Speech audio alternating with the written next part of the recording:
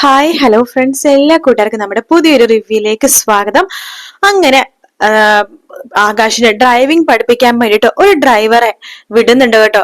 പക്ഷെ ഡ്രൈവർ അവിടെ എത്തുമ്പോഴേക്കും ആകാശിനോട് പറയണ്ട്, അതെ ആകാശ് സാർ ഇല്ല ഇവിടെ എന്ന് ചോദിക്കുമ്പോ ബാലനും ബാർമനും പരസ്പരം മുഖത്തോട് മുഖം നോക്കാം. ഉണ്ട് ദേ ആകാശ് നിന്നെ വിളിക്കുന്നുണ്ടെന്ന് പറയാണ്. എന്താ ചേട്ടാ? അതെ ഞാനാണ്, രവീന്ദ്രൻ സാർ പറഞ്ഞ ഡ്രൈവറാണ് ഞാൻ. ഓ മനസ്സിലായി, അച്ഛൻ പറഞ്ഞായിരുന്നോ? അല്ല എത്രയും പെട്ടെന്ന് ആകാശ് സാറിനെ ഡ്രൈവിംഗ് പഠിപ്പിക്കണമെന്നാ രവീന്ദ്രൻ സാർ പറഞ്ഞിരിക്കണത്. നമുക്ക് ഇന്ന് തന്നെ തുടങ്ങിയാലോ? അതിനെന്താ, ഇന്ന് തുടങ്ങാലോ? എന്നാ വൈകിട്ട് ഒരു 5 മണിക്ക് ഞാൻ വരാം എന്ന് പറയുമ്പോഴേക്കും ബാലിനെടുത്തേക്ക് വേണ്ട 5 മണിക്ക് സ്റ്റോക്ക് ഒക്കെ വരുമെന്ന് പറ രാമേട്ട എന്ന് പറയാണ്. അപ്പോഴേക്കും ആകാശ് പെട്ടെന്ന്, എന്നാ ഉച്ചക്ക് തുടങ്ങാൻ ചേട്ടാ, ഉച്ചക്ക് കസ്റ്റമേഴ്സിന്റെ തിരക്കായിരിക്കും എന്ന് ബാലൻ അവിടെ നിന്ന് പറയാണ്. എങ്കിൽ ഞാൻ അടുത്ത ദിവസം വരാം, എത്രയും പെട്ടെന്ന് തുടങ്ങുമെന്നാണ് കേട്ടോ സാർ പറഞ്ഞത് എന്ന് പറഞ്ഞിട്ട് ആ ഡ്രൈവർ അവിടെ നിന്ന് പോവാണ്. ഡ്രൈവർ പോയി കഴിയുമ്പോ തന്നെ ബാലിനെതിരെ കുതിര കയറുവാണ് ആകാശ്. ആകാശ് പറയണ്ട, അച്ഛാ ആ ഡ്രൈവറിന് മുമ്പിൽ എന്നെ നാണം കെടുത്തിയപ്പോ അച്ഛനെ സമാധാനായല്ലോ. ദേ ഞാനിതിനൊന്നും മറുപടി പറയുന്നില്ല എന്നൊക്കെ ബാലൻ പറഞ്ഞിട്ടോ. അപ്പോഴേക്കും രാമേട്ടനും ധർമ്മനും പറഞ്ഞത്, നിങ്ങൾ രണ്ടും കൂടി ഇവിടുന്ന് വഴക്ക് പിടിക്കല്ലേ, കസ്റ്റമേഴ്സ് എങ്ങാനും വന്ന് കണ്ട നാണക്കേടാണ്. ഇങ്ങനത്തെ കടകളിൽ നിന്ന് അവർ പിന്നെ സാധനങ്ങൾ പോലും വാങ്ങിക്കില്ല. അതുകൊണ്ട് നിങ്ങൾക്ക് തമ്മിൽ എന്തൊരു പ്രശ്നം ഉണ്ടെങ്കിൽ അത് വീട്ടിൽ പോയിട്ട് സംസാരിച്ച് തീർക്കുക.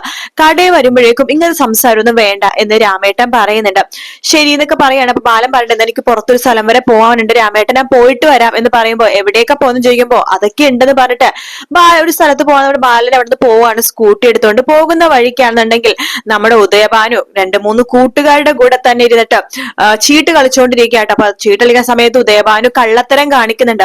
അപ്പൊ അതിലൊരു കൂട്ടുകാരൻ ചോദിക്കണ്ടോ, താൻ കള്ളത്തരം കാണിച്ചില്ല, തന്റെ ചീട്ട് കാണിക്കണോ? ഇല്ലില്ല, അത് കളി കഴിയുമ്പോ കാണിക്കാം എന്ന് ഉദയഭാനു പറയുമ്പോ പറ്റില്ല തന്നെ ചീട്ട് കാണിക്കണോ, താൻ കള്ളക്കളി കാണിക്കാന്ന് പറയുമ്പോഴേക്കും അവിടെ പിന്നെ പിടിയായി വലിയായി ഉന്തായി തള്ള ഇങ്ങനെ ഭയങ്കര വഴക്ക് നടക്കാട്ടോ. ആ വഴി കൂടിയിട്ടാണ് നമ്മുടെ ബാലൻ പോകുന്നത്. ബാലൻ പോകുമ്പോൾ ഇങ്ങനെ വഴക്കൊക്കെ കേൾക്കുന്നുണ്ട്. ഇതെന്താ ഇത്ര വഴക്കൊക്കെ കേൾക്കുന്നത്? എടുത്ത് പറഞ്ഞ എത്തി നോക്കുമ്പോഴേക്കും അവിടെ ചീട്ട് കളിക്കുന്ന ഒരു സെറ്റപ്പ് ബാലൻ കാണുന്നുണ്ട് കേട്ടോ. ഈ ചീട്ട് കളിക്കാരെ കൊണ്ട് തോറ്റു, പുറത്തിറങ്ങാൻ പറ്റാത്ത അവസ്ഥയായി എന്നൊക്കെ ഞാൻ സംസാരിച്ചുകൊണ്ടിരിക്കുന്ന സമയത്ത് പെട്ടെന്നാണ് ഇങ്ങനെ ആലോചിച്ചുകൊണ്ടിരിക്കുന്ന സമയത്ത് പെട്ടെന്ന് ബാലൻ നോക്കുമ്പോ ഈ ഉദയബാലനെ കാണുന്നത്.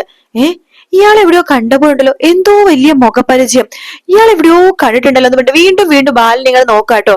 അതെ, ഇത് ഉദയഭാനു സാറിനെ പോലുണ്ടല്ലോ, അതേ മുഖച്ഛായ, ഉദയഭാനു സാർ തന്നെയാണോ ഇത് എന്ന് പറഞ്ഞിട്ട് ഇങ്ങനെ എത്തി നോക്കുമ്പോഴേക്കും പെട്ടെന്ന് തന്നെ അവര് ആ തല്ലി പിടിക്കുന്ന ആൾക്കാരെല്ലാം, അതായത് ഈ ഉദയഭാന്റെ കൂടെ ചീട്ട് കളിച്ച എല്ലാരും കൂടി ഉദയഭാന്റെ ചെരുപ്പ് വെച്ച് തല്ലി അവിടെ നിന്ന് ഓടിക്കാട്ടോ. അപ്പൊ അങ്ങനെ അവര് ഓടുന്ന സമയത്ത് പെട്ടെന്ന് ബാലൻ അവിടെ വണ്ടിയിൽ നിൽക്കുകയാണ്. ബാലന്റെ മേത്തേക്ക് ഉദയഭാനു ഒന്ന് വീഴുന്നുണ്ട്. വീണ് കഴിഞ്ഞിട്ടാണ് അയാൾ പിന്നെ എഴുന്നേറ്റ് ഓടാം. ഉദയഭാനു ശരിക്കും ബാലനെ കണ്ടിട്ടില്ല കേട്ടോ. ബാലൻ പക്ഷെ ഉദയഭാനു ശരിക്കും കണ്ടു. അങ്ങനെ ബാലൻ തട്ടിയിട്ട് വീടിനോണ്ട് ബാലൻ പെട്ടെന്ന് ആ സ്കൂട്ടിൽ നിന്ന് ഇങ്ങനെ മറിഞ്ഞു വീഴുവാണ്. മറിഞ്ഞു വീഴാൻ മാത്രമല്ല ബാലൻ നടു നന്നായിട്ട് ഉളുക്കുന്നുണ്ട് കേട്ടോ. അങ്ങനെ ഉദയഭാനുവിനെ തല്ലി കൂട്ടിക്കൊണ്ട് കൂട്ടുകാരെല്ലാവരും കൂടി ഓടിച്ചിടുക, റോട്ടിൽ കൂടി ഇങ്ങനെ ഓടിച്ചിടുക. നമ്മുടെ ബാലണെങ്കിൽ എഴുന്നേക്കാൻ പറ്റാത്ത അവസ്ഥയാണ്. ബാലൻ അപ്പൊ തന്നെ ഫോൺ എടുത്ത് ധർമ്മനെ വിളിക്കുന്നുണ്ട്. എടാ ധർമ്മ, നീ പെട്ടെന്ന് ഈ സ്ഥലത്തേക്ക് വരണമെന്ന് പറഞ്ഞ് ഫോൺ വിളിക്കുകയാണ്. അങ്ങനെ ധർമ്മൻ ആ സ്ഥലത്തേക്ക് പോകുമ്പോ ബാലനെ എഴുന്നേക്കാൻ പോലും പറ്റാത്ത അവസ്ഥയായിട്ട്. അയ്യോ എന്തു പറ്റിയാളിയാ? ഒന്നും പറഞ്ഞ വണ്ടി ഒന്ന് സ്കിപ്പായതാടാ, നീ ഒന്ന് എഴുന്നേപ്പിക്കുന്നു പറയണം. അങ്ങനെ എഴുന്നേപ്പിക്കുന്നുണ്ട്. നമുക്ക് ഹോസ്പിറ്റലിൽ പോലെ വേണ്ട, കടയിലേക്ക് പോകാന്ന് ബാലൻ പറയണം. അയ്യോ അതൊന്നും പറ്റില്ല, ഹോസ്പിറ്റലിലേക്ക് പോകാം എന്ന് പറഞ്ഞു. വേണ്ട, നീ ഒന്നിനെ കടയിലേക്ക് കൊണ്ടുപോ എന്ന് പറയണം. അങ്ങനെ പതുക്കെ ധർമ്മം കടയിലേക്ക് കൊണ്ടുപോകണം. കടയിൽ ഇങ്ങനെ പോകുമ്പോ ബാലൻ നടക്കാൻ പറ്റുന്നില്ല കേട്ടോ. അങ്ങനെ ബാല നടക്കുമ്പോഴേക്ക് ആകാശും രാമേട്ടനും വരുന്നത്. അയ്യോ എന്തു പറ്റി ബാല, എന്താ പറ്റിയത്? എടാ ധർമ്മ എന്താണ് പറ്റിയത് എന്ന് പറയുമ്പോ അത് സ്കൂട്ടി സ്കിപ്പായെന്നാ പറഞ്ഞത് എന്ന് പറയാണ്. പക്ഷെ സ്കൂട്ടിയൊക്കെ സ്റ്റാൻഡ് ഇട്ടിട്ട് സൈഡിൽ തന്നെ ഉണ്ടായിരുന്നു എന്ന് പറയുമ്പോ അത് നാട്ടിൽ അടുത്തുള്ള ആരോ വന്നിട്ട് ശരിയാക്കി തന്നതാണെന്ന് പറയുന്നുണ്ട് ബാലൻ. അപ്പൊ രാമേട്ടൻ പറഞ്ഞിട്ടാ, നീ പിന്നെ ഇങ്ങോട്ട് കൊണ്ടുവന്നത് ഹോസ്പിറ്റലിലേക്ക് പോടാ. വേണ്ട, എനിക്ക് ഹോസ്പിറ്റലൊന്നും പോകണ്ട എന്ന് ബാലൻ പറയണ്ട്. ബാല ഇത് വാശി വിട്, ഇത് ഹോസ്പിറ്റലിൽ കാണിക്കണം, എന്നാ വല്ല ആയുർവേദ ഹോസ്പിറ്റലിൽ പോവാൻ ധർമ്മ എന്ന് പറയാണ്. ശരി അളിയൻ എഴുന്നേക്ക് എന്ന് പറഞ്ഞിട്ട് ഒരു ഓട്ടോ വിളിക്കുകയാണ് ധർമ്മന്. ശേഷം ഓട്ടോയിൽ കയറ്റിയിട്ട് ബാലനെയും കൊണ്ട് പോകുന്നുണ്ട് കേട്ടോ. പിന്നെ ബാലൻ ഹോസ്പിറ്റലിലൊക്കെ പോയിട്ട് തിരിച്ച് ദേവമംഗല കടയിലേക്ക് പോകാന്നാണ് പറയണത്. ധർമ്മം വഴക്ക് പറയണ, കടയിലേക്കോ ഈ വേഷത്തിലോ?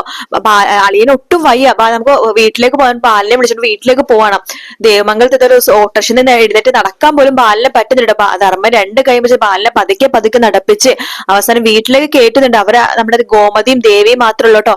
അയ്യോ ബാലേട്ട എന്ത് സംഭവിച്ചു ബാലേട്ട, ബാലച്ച എന്ത് സംഭവിച്ചു ബാലേട്ട എന്നൊക്കെ ചോദിച്ചിട്ട് അവരുടെ ഒരു മാറി മാറി ചോദിക്കുമ്പോ ധർമ്മം പറഞ്ഞു, നിങ്ങൾ പേടിക്കൊന്നും വേണ്ട ചേച്ചി, ഇങ്ങനെ കരയല്ലോ, ഒരു കുഴപ്പമില്ല, അളിയനൊന്ന് സ്കൂട്ടിന്ന് സ്കിപ്പായി പോയതാണ് എന്ന് പറയാണ്. അയ്യോ ഇത് എങ്ങനെ സംഭവിച്ചു? നമ്മുടെ ഗോമതി കരച്ചിലോട് കരച്ചില്ലട്ടോ. അപ്പൊ ദേവി പറഞ്ഞ, അയ്യോ അമ്മ ഇങ്ങനെ കരയില്ലേ, ബാലച്ചന് എത്രയല്ലേ സംഭവിച്ചുള്ളൂ, ഇങ്ങനെ വിഷമിക്കില്ല, ഒരു കുഴപ്പമില്ല ബാലച്ചന്, എന്നാലും കണ്ടില്ലേ എന്നൊക്കെ പറഞ്ഞിട്ട് ഭയങ്കര കരച്ചിലാട്ടോ. പെട്ടെന്ന് ദേവി പറയണ്ട, ഇതിനെയൊക്കെ കാരണം എന്താണെന്നറിയാവോ? ആ വണ്ടി, എറണം കെട്ട വണ്ടി, ആ വണ്ടി വന്നേ പിന്നെ പ്രശ്നങ്ങൾ തുടങ്ങിയത്. അപ്പോഴേക്കും ദേവി പറയണ്ട് ആ വണ്ടി വന്നേ പിന്നെ ഇവിടെ സമാധാനമില്ല. ആ ചില സാധനങ്ങൾ അങ്ങനെയാണ്, നമ്മുടെ വീട്ടുമുറ്റത്ത് കിടക്കുമ്പോൾ വീടിന്റെ ഐശ്വര്യക്കേടാണ്. ആ വണ്ടി വന്നേ പിന്നെ ഇങ്ങനെയാന്നൊക്കെ പറയുമ്പോ ഗോമതിയും അതുപോലെ തന്നെ ധർമ്മനും പറയണ്ട് ദേവി ദൈവത്തോർത്ത് ഈ സമയത്ത് ഇങ്ങനെയൊന്നും പറയല്ലേ എന്ന് പറഞ്ഞ ഞാൻ പറഞ്ഞതിനാണ് കുറ്റം, ഞാൻ പറഞ്ഞതേ ഉള്ളൂ എന്ന് പറയാണ്. ബാലേട്ടൻ നല്ല വേദന ഉണ്ടോ? ആ കുറച്ച് വേദന ഉണ്ട് ഗോമതി എന്ന് പറയാണ്.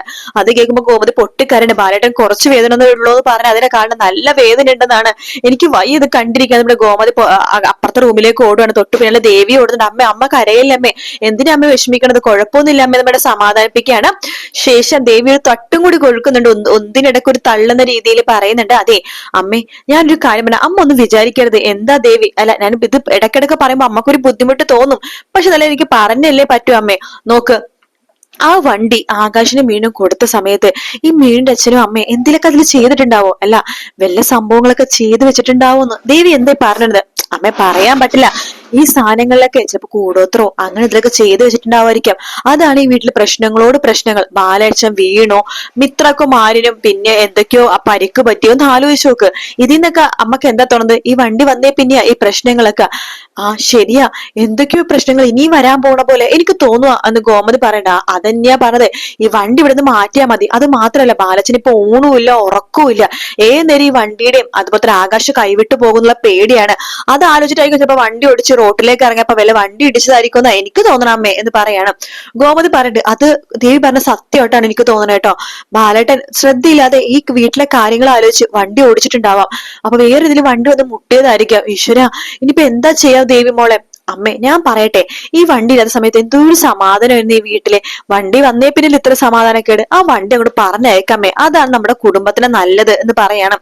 ശരി നമുക്ക് എന്തെങ്കിലും ചെയ്യാം എന്ന് ഗോമതിയും പറയാണ്. ബാലനാണെങ്കിൽ ആകെ ഒരു വിചാരം മാത്രമേ ഉള്ളൂ, ആ ചീട്ട് കളിക്കണ്ടായിരുന്ന ആള് ഉദയഭാനു ആണോ അല്ലയോ. ഉദയഭാനുനെ പോലെ തന്നെയുണ്ട്. അഥവാ ഉദയഭാനു ആണെന്നുണ്ടെങ്കിൽ താൻ വീണ്ടും കുരുക്കിലേക്കാണ് പോയിക്കൊണ്ടിരിക്കുന്നത് എന്ന് ബാലന് ആകെ ഒരു ടെൻഷനാട്ടോ.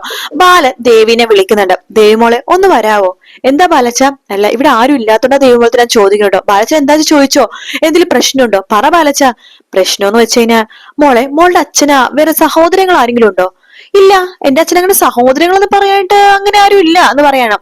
അല്ല മോളുടെ അച്ഛനെ പോലത്തെ ഒരാൾ എന്നെ റോട്ടിൽ വെച്ച് കണ്ടായിരുന്നു എന്ന് പറഞ്ഞു. അയാൾ ചീട്ട് കളിക്കുന്ന ഒരുത്തനായിരുന്നു. അയാളെ നാട്ടുകാരെല്ലാരും കൂടി ചവിട്ടിക്കൂട്ടി കളയായിരുന്നു. ആ സമയത്ത് ആ ഒന്നിനടക്കാൻ ഞാൻ അങ്ങോട്ടേക്ക് പോയത്, അപ്പോഴാണ് ഞാൻ വീണത്. എന്നിട്ട് അപ്പൊ അയാള് അച്ഛനെ കണ്ടിരുന്നോ. അയാൾ എന്നെ കണ്ടില്ല, പക്ഷെ മോളുടെ അച്ഛനെ പോലെ തന്നെയുണ്ട്. കണ്ടിരുന്നു ഉദയഭാനു സാറ് ഒരു ലുങ്കി എടുത്ത് വന്ന് നിക്കണേന്ന് തോന്നുള്ളൂ, ഷർട്ട് പോലും ഇല്ല, താനീ ലോക്കലായിട്ട് നിൽക്കായിരുന്നു. അവിടെ നിന്ന് ഭയങ്കര ബഹളവും കള്ളക്കളിയുടെ പ്രശ്നങ്ങളും ഒക്കെ ആയിരുന്നു. അയ്യോ അതെന്റെ അച്ഛനല്ല, അല്ലെങ്കിൽ അച്ഛനെ പോലത്തെ വേറെ ആരൊക്കെ ഉണ്ടെന്ന് വേറെ ആരും ഇത് അങ്ങനത്തെ പറഞ്ഞായിരുന്നു. ആ ആകാശം ധർമ്മനും ധർമ്മമാമനും അന്ന് കല്യാണത്തിന് അന്വേഷിക്കാൻ വേണ്ടി വന്നപ്പോ ആരോ കണ്ടെന്ന് സംസാരിച്ചത് പറയില്ലേ, അതും എന്റെ അച്ഛനെ പോലുണ്ടെന്നല്ലേ പറഞ്ഞത്. അയാള് തന്നെയായിരിക്കോ. ആ എനിക്ക് തോന്നണേ അയാൾ തന്നെ അവന്റെ ചാൻസ് മോളുടെ അച്ഛനെ പോലെ തന്നെയുണ്ടെന്നേ. എന്റെ ബാലച്ച ഒരാളെ പോലുള്ള 7 പേരുണ്ടെന്നല്ലേ പറയാറ്. അങ്ങനെ ആയിരിക്കും. ആ അങ്ങനെ ആയിരിക്കും അല്ലെ, അങ്ങനെ ആയിരിക്കുമെന്നേ. ദേവിക്കാണെങ്കിൽ ആകെ ടെൻഷൻ ആവട്ടെ. ദേവി ഇവരെ വീട്ടിലൊക്കെ വിളിച്ച് പറയുന്നുണ്ട്. പക്ഷെ ബാലന് ഈ സംശയം മാറുന്നില്ല കേട്ടോ. ബാലന് ഈ സംശയം ഉള്ളിലിട്ട് പല കാര്യങ്ങളിൽ ഇങ്ങനെ റിവൈൻഡ് ചെയ്ത് എടുക്കുന്നുണ്ട്. അതൊക്കെ നമുക്ക് ഉടനെ കാണാൻ സാധിക്കും. വീഡിയോ ഇഷ്ടപ്പെടുകയാണെങ്കിൽ ലൈക്ക് ചെയ്യാനും സബ്സ്ക്രൈബ് ചെയ്യാനും കമന്റ് ചെയ്യാനും മറക്കല്ലേ. മറ്റൊരു വീഡിയോ കാണാം. Take care, bye bye.